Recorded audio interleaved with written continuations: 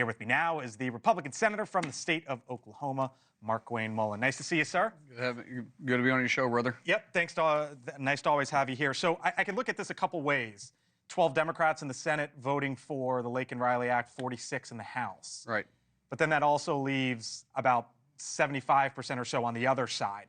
Do you believe that you're seeing progress, that Democrats are moving your way, or is this sort of the ceiling as you see it? I wouldn't say that they're moving our way. What you saw was the 13 Democrats and a lot of the 46 Democrats in the House, 13 senators, 46 House representatives. They come from states, the overwhelming of them came from states that President Trump won, and they're up for re-election. And not all 13 of them, but 11 of the 13 are. And in the House, every one of them come from states that President Trump won.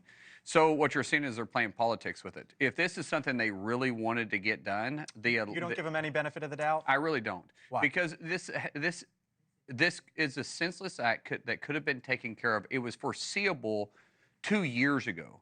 Miss Riley should be alive today if they were serious about it. But then just go back and say this bill was presented when Chuck Schumer had control of the Senate. If these 13 individuals wanted it done at the time, they could have pushed Chuck Schumer to bring it forth, but it was never going to be signed by Joe Biden. The timing is perfect. You know, I tell people all the time, the policy is right, but timing is more important on Capitol Hill than the policy. And underneath Joe Biden's administration, the timing was never going to be right. Underneath Trump administration, it's going to be his first bill to sign into law. So let's go to timing for a second, because today the Trump White House, the Trump administration says 1,500 troops to the southern border. The message coming out of the White House today is do not come from the southern border and try to come into the United States. I'm looking at Oklahoma. You've got 19,000 active duty service members, 47,000 military personnel. Do you want people from your state, military members from your state, headed down to the state? I can tell you right now, our National Guard are chomping at the bit to help secure our southern border. The governor has already made this very clear. He's going to help the president however he needs to. And I don't know one single service member that I know of personally that isn't willing to go down there and help. Everybody in the country, except those that just left the White House, knew that our border was a national security risk. And you can see it in our cities, you can see it in our states. The idea that President Trump is now doing something about it gives them real hope. And the fact just yesterday. Do you think 1,500 is the right number? Is this just the start? Like, is it going to get higher?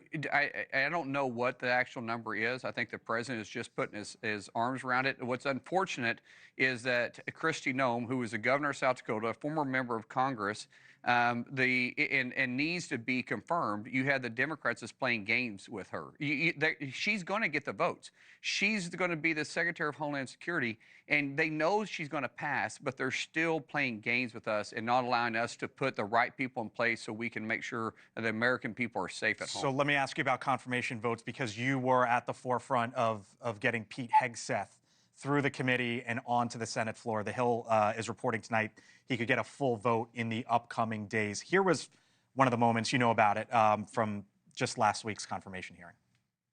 How many senators have showed up drunk to vote at night? Have any of you guys asked them to step down and resign from their job?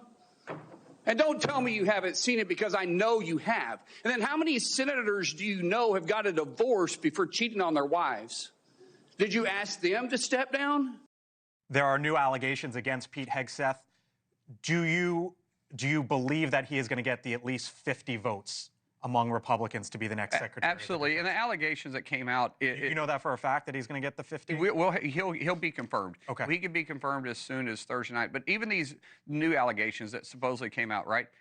Who they're talking about is his second wife, and his second wife has been on record and signed an affidavit saying it absolutely never happened. So it's like, why are you coming out with these baseless claims still yet? Once again, this is like with Kavanaugh. The Democrats are doing a character assassination on someone that they don't like, and that's what they're doing with Pete Hegseth. And I think it's because they fear him, because why? He doesn't fit the mold that Washington, D.C. says you have to be in a certain position.